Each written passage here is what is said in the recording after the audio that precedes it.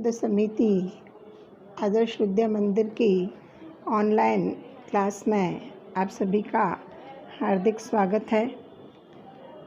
सबसे पहले तो मैं आप लोगों का स्वागत करती हूँ कक्षा एकादशी में। वर्तमान परिस्थितियों कोविड-19 के कारण आप लोगों का विद्यालय आना संभव नहीं हो पा रहा है, परंतु आप लोगों की पढ़ाई निरंतर जारी रहे इस हेतु ऑनलाइन शिक्षण कार्य करवाया जा रहा है। आप सभी काफ़ी लंबी छुट्टियों के बाद अपनी शेष बची बोर्ड कक्षा की परीक्षाएं दे चुके हो। छुट्टियों में आपने अपने दोस्तों और सहेलियों के साथ 11th क्लास में आगे क्या सब्जेक्ट लेना है इस बारे में डिस्कस किया होगा। किसी ने कहा होगा मुझे तो डॉक्टर बनना है, तो किसी ने कहा होगा मुझे इंजीनियर बनना है, तो किसी ने कंपनी सेक्रेटरी और चार्टर्ड अकाउंटेंट बनने की इच्छा बताई होगी, तो किसी ने कहा होगा कि मुझे व्यवसायी बनना है। आपकी भी इच्छा होगी कि मुझे एक चार्टर्ड अकाउंटेंट सीए बनना है। तो सबसे पहले इसके लिए आप लोगों ने कॉमर्स विषय का चयन किया। कॉमर्स विषय लेकर आप कई विषयों के बारे में जानकारी हासिल कर सकते हो जो एक सीए या एक सफल व्यवसायी बनने के लिए आवश्यक होती है। उन्हीं में से एक विषय है व्यवसाय अध्ययन यानी बिजनेस स्टडीज़।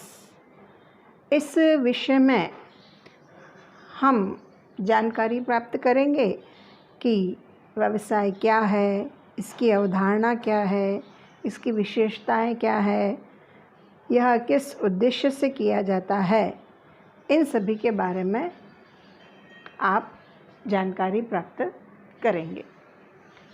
तो आइए आज हम चर्चा करते हैं व्यवसाय के सामान्य परिचय के बारे में।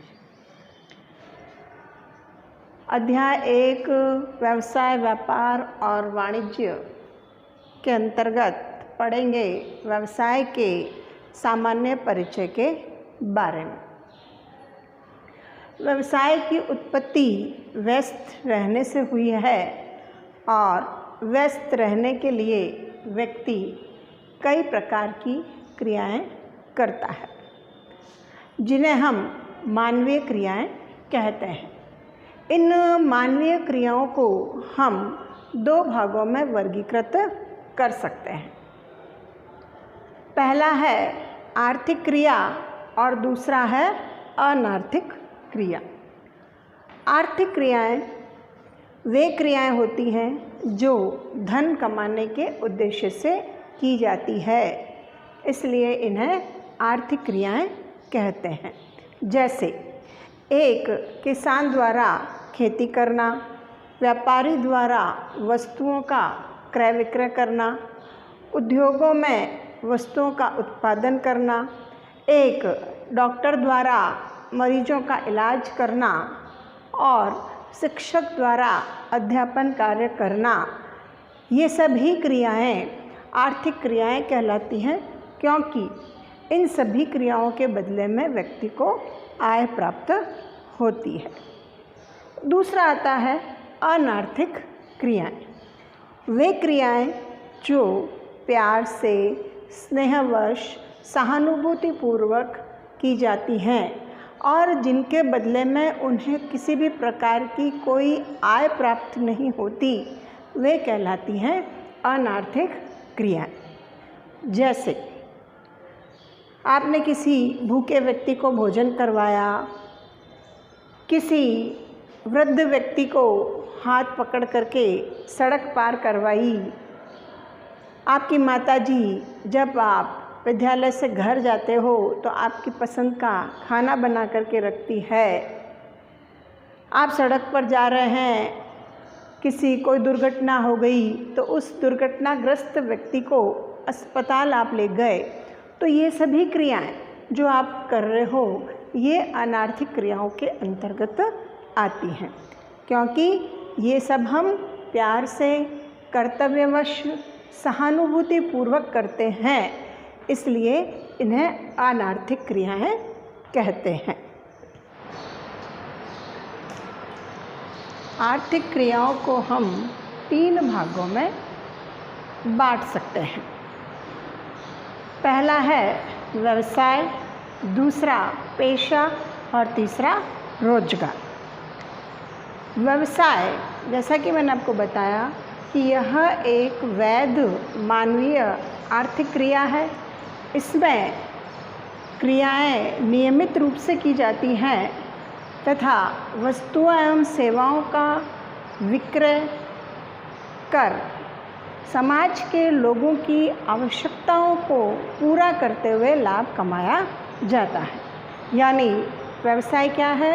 एक वैध मानवीय आर्थिक क्रिया है जो नियमित रूप से की जाती है और जिसमें वस्तुओं का उत्पादन एवं विक्रय किया जाता है, साथ ही साथ सेवाओं को प्रदान करते हुए समाज के लोगों की आवश्यकताओं को पूरा करते हुए धन कमाया जाता है। इसलिए यह व्यवसाय के अंतर्गत आता है। जैसे मैंने उदाहरण आपको बताया था पहले कि एक किसान द्वारा खेतीबाड़ी करके फसलों का उत्पादन करके बाज़ार में उसका विक्रय करना, व्यापारी द्वारा वस्तुओं का क्रय विक्रय करना, किसी उद्योग में वस्तुओं का उत्पादन करना, ये सब व्यवसाय के अंतर्गत आता है। अगर हम वस्तुओं को एक स्थान से दूसरे स्थान पर भेजते हैं परिवहन सेवाओं के तहत, तो वह भी व्यवसाय के अंतर्गत ही आता है। दूसरा आता है पेशा। जब किसी विषय विशेष में शिक्षण एवं प्रशिक्षण प्राप्त कर जब व्यक्ति उसका विशेषज्ञ बनता है तो वह पेशेवर कहलाता है। जैसे MBBS करने पर छात्र को डॉक्टर की उपाधि मिलती है और वह मरीजों का इलाज करता है। BTech MTech करने पर इंजीनियर बनता है। LLB करने पर वकील बनता है और केस की पैरवी करता है। इसी तरीके से BA BEd MAd करने पर शिक्षक अध्यापन का कार्य करता है और उनके कार्य और सेवाओं के बदले में उन्हें फीस प्राप्त होती है, तो वह कहलाता है पेशेवर और उसका कार्य कहलाता है उसका पेशा। तीसरे नंबर पर आता है रोजगार। जब किसी के अधीन रहकर कार्य किया जाता है तो वह उसका रोजगार कहलाता है।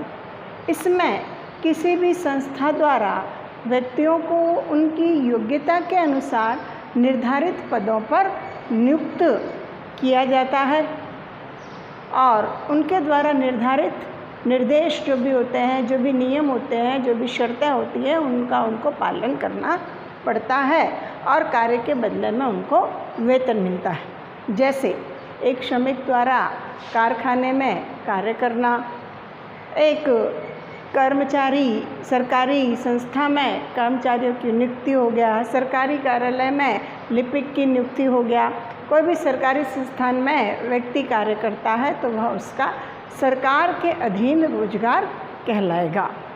तो इस प्रकार से आर्थिक क्रियाओं को हम 3 भागों में व्यवसाय, पेशा और रोजगार 3 भागों में बांट सकते हैं और इन सब के बदले में व्यक्ति आय प्राप्त करता है। इसके आगे हम अगले लेक्चर में पढ़ेंगे कि प्राचीन काल में व्यवसाय कैसे होता था, उसकी अवधारणाएं क्या थी और किन किन साधनों से व्यापार किया जाता था। ओके।